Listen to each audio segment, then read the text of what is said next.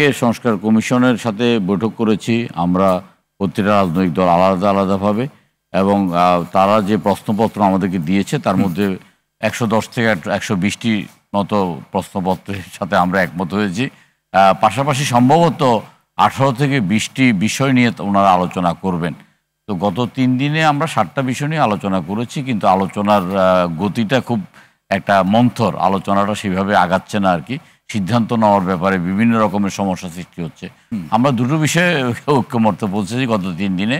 একটা হলো যে আপনার সংবিধানের ৭০ অনুচ্ছেদের আমরা দুটি ধারা আমরা সেখানে বাদ দিয়ে আর বাকিটা সংসদ সদস্যদেরকে আপনার স্বাধীন করে দেওয়া হয়েছে। তারা তাদের দলের বিপক্ষে গিয়েও তারা সিদ্ধান্ত দিতে পারবেন, তারা তাদের মতামত দিতে পারবেন, এমনকি ভোট দিতে পারবেন।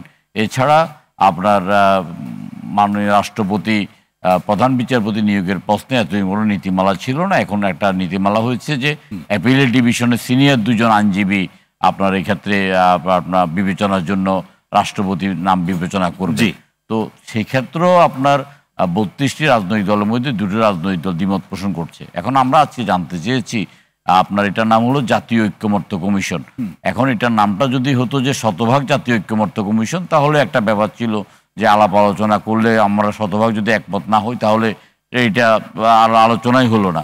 অথবা এখানে ভেটো দেওয়ার ক্ষমতা কার আছে, মানে আমরা কয়টা দল ভেটো দেবে বা কি পদ্ধতিতে আসলে সিদ্ধান্তগুলো হবে, ওগুলো এখন পর্যন্ত সেভাবে আমরা এই প্রথম পর্যায়ের আলোচনা একটু ছোট্ট করে জানতে চাই সেলিম ভাই, যে কোনো বিষয়ে সবাই একমত না হলে কি সেই বিষয়টা কি আলোচনার প্রেক্ষাপটে ঝুলে যাচ্ছে বা পিছনে চলে যাচ্ছে? ঝুলে যাচ্ছে, সেই বিষয়গুলো ঝুলে যাচ্ছে। ধরেন আপনার অনেকগুলো বিষয় ঝুলে যাচ্ছে।